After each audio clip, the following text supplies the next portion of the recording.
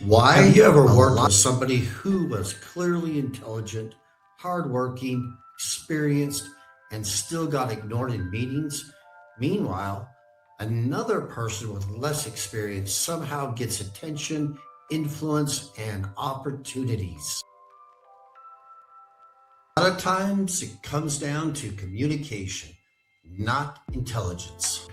Because honestly, today we're talking about why smart employees often get ignored, especially in English speaking workplaces, and how communication styles affects authority, visibility, and professional influence.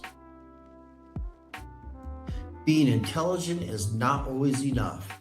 People also need to understand you, trust you, follow your ideas, and remember what you said.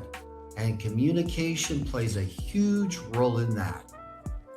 Many intelligent employees communicate in this way that accidentally hides their intelligence.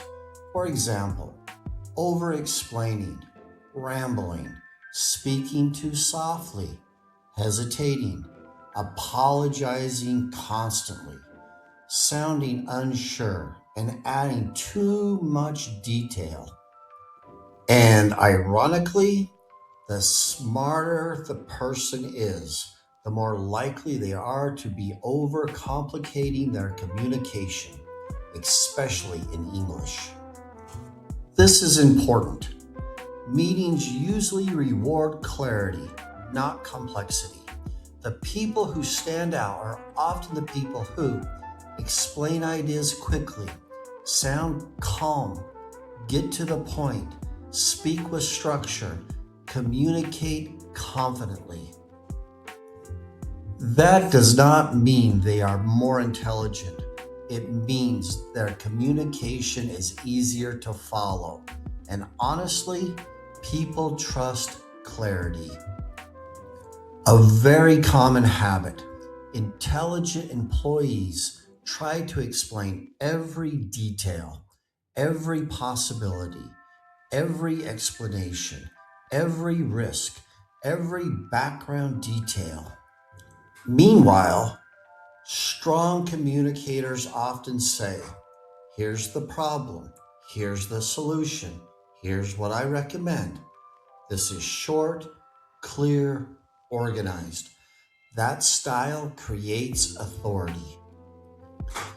Here's another reality of professional communication. People often confuse confidence with competency. Now, obviously, real skill matters. However, if your communication sounds nervous, hesitant, or disorganized, people may unconsciously trust you less, even when your ideas are excellent. That is why delivery matters so much. This is a major mistake in business English. Many learners try very hard to sound intelligent, so they use complicated vocabulary, long formal phrases, difficult sentence structures. And honestly, it often has the opposite effect because communication becomes slower, heavier, and harder to follow. Strong professionals usually simplify communication, not complicate it. Authority often sounds calm, not dramatic, not rushed, not emotional. Confident professionals usually pause comfortably, speak clearly, use simple structure, sound relaxed, avoid over explaining. That calm energy makes people listen differently, especially in meetings. A lot of professionals focus only on grammar. However, tone matters enormously. For example, these two sentences communicate the same idea. I think maybe we could potentially try another strategy. And let's try another strategy. One sounds uncertain, one sounds decisive. Tone changes perception. Here's something many professionals do not realize. At work, visibility matters. If people cannot clearly understand your idea or remember your communication, your intelligence often stays invisible. That is frustrating, especially for highly capable employees. And honestly, many talented people struggle with this silently for years.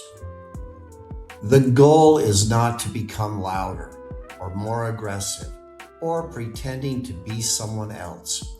The real goal is learning how to communicate your intelligence clearly. That means simplifying ideas, organizing thoughts, speaking directly, reducing hesitation, sounding calm, sounding clear, because people cannot value ideas they cannot easily follow.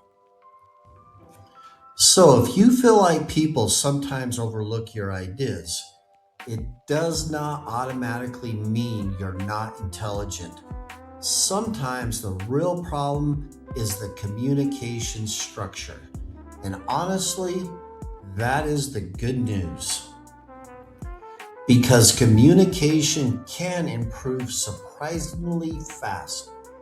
Once you become aware of these patterns, intelligence matters. However, communication gives intelligence visibility. That is the real shift. I'm Eric. Keep on keeping on. I'll see you in the next one.